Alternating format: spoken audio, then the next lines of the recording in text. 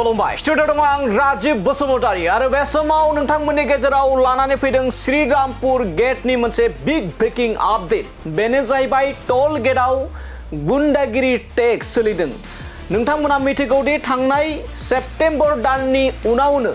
जा माखासे मानि गुन्डागिरि टेक्स लानाय जा टोल गेटआवहा माखासे मानि दुथां सुबुंफोरा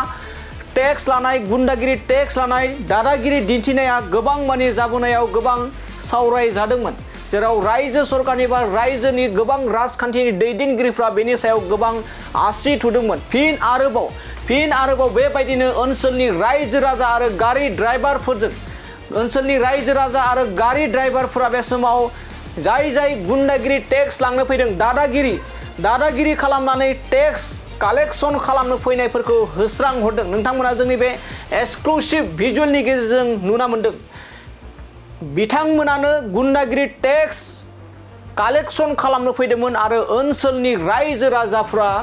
होख्रां हरदों जेराव गोबां ससियेल मिडियानि गेजेरजों भाइरेल जादों जे श्रीरामपुर गेटआव माखासे मानि दुथां सुबुंफोरा गुन्डागिरि टेक्स बोखांगासिनो दं आरो बेखौ नोजोर होनानै ओनसोलनि फालांगिरिफोरजों लोगोसे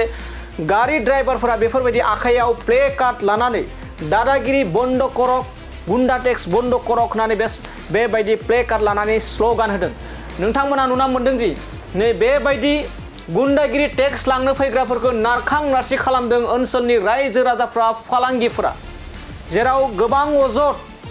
गोबां अजद दिखांनानै अखिल गगৈ बिथांमोनाबो फोरमायदों दि रायजोआव मुवा बेसाद बांनायनि गुबै जाहोना मा बेखौबो अखिल गगैया फोरमायदों लोगोसे गुबुन राजखान्थिनि दैदेनगिरिफ्रा गोबां एबा बेरेखा दलनि गोबां दैदेनगिरिफ्रा बे समाव मा जाहोनाव रायजोआव मुवा बेसादनि बेसेनफ्रा बांनो हमदों बेफोरबायदि गुन्डा टेक्सनि थाखायनो रायजोआव मुवा बेसादनि बेसेना बांसिन जादों होननानै अजद दैखांलायदों थिग बेबायदि नोंथांमोना नुना मोन्दों फिन आरोबाव श्रीरामपुर गेटआव बेबायदि गुन्डागिरि टेक्स लानायखौ नोजोर होनानै ओनसोलनि रायजो राजाफ्रा होस्रां हरनायखौ बे समाव नुना मोननाय जादों दानिया नायदों नोंथांमोना एक्सक्लुसिभ भिजुअलखौ माब्रै रायजो राजाफ्रा होस्रां हरदों आरो प्ले कार्ड लानानै दादागिरि बन्द करक एबा दादागिरि खालामनायखौ बन्द खालामनानै अजद एबा दाबि दिखांदों